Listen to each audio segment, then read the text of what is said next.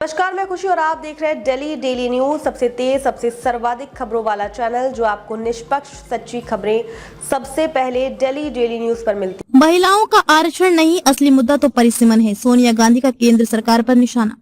कांग्रेस संसदीय दल की सीपीपी अध्यक्ष सोनिया गांधी ने लोकसभा में सीटों के परिसीमन को लेकर केंद्र सरकार पर तीखा हमला बोला है।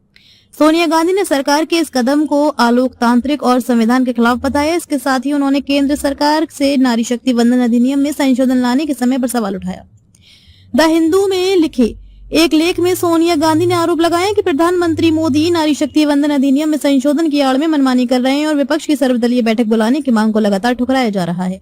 उन्होंने केंद्र सरकार से आग्रह किया कि 16 से 18 अप्रैल तक चलने वाले विशेष सत्र की बजाय इन संशोधनों को मानसून सत्र में लाया जाए ताकि उचित चर्चा हो सके। कांग्रेस नेता सोनिया गांधी ने स्पष्ट किया कि विपक्ष लोकसभा और राज्य विधानसभाओं में महिला सांसदों के लिए 33% सीटें आरक्षित करने के विचार के खिलाफ नहीं है।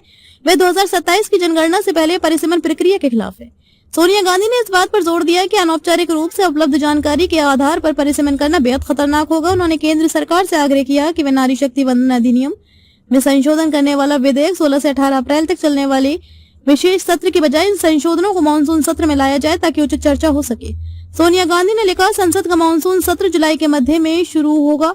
अगर सरकार 29 अप्रैल पश्चिम बंगाल में मतदान के बाद एक सर्वदलीय बैठक बुलाकर विपक्ष के साथ अपने प्रस्तावों पर चर्चा करे जिससे सार्वजनिक बहस के लिए समय मिल सके और फिर मानसून सत्र में संविधान संशोधन विधेयक पर विचार करे तो इससे कोई आसमान नहीं टूट पड़ेगा। मुश्किल समय में माहौल को संभालने के अलावा हमारी राजनीतिक व्यवस्था में इतने बड़े बदलावों को जल्दबाजी में थोपने का कोई औचित्य नहीं है। ये प्रक्रिया पूरी तरह से दोषपूर्ण और अलोकतांत्रिक है। ये महिलाओं के लिए आरक्षण का मुद्दा नहीं है, वो तो पहले ही तय हो चुका है।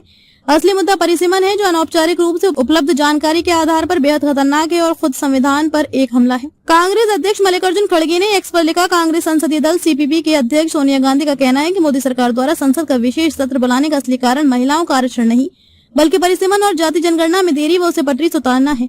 गौरतलब है कि सरकार ने 2 बड़े संशोधनों की योजना बनाई है। पहली नारी शक्ति वंदन अधिनियम, दूसरा जनगणना और परिसीमन जनगणना में देरी के कारण अब 2011 की जनगणना के आंकड़ों के आधार पर आगे बढ़ने की योजना है। संशोधन के बाद लोकसभा सीटों की संख्या 543 से बढ़कर 816 हो सकती है, जिसे विपक्ष जनगणना और जातिगत आंकड़ों से जोड़कर देख रहा है। हमारे चैनल में बने रहने के लिए हमारे चैनल को लाइक करें, सब्सक्राइब करें, बेल आइकन दबाना ना भूलें।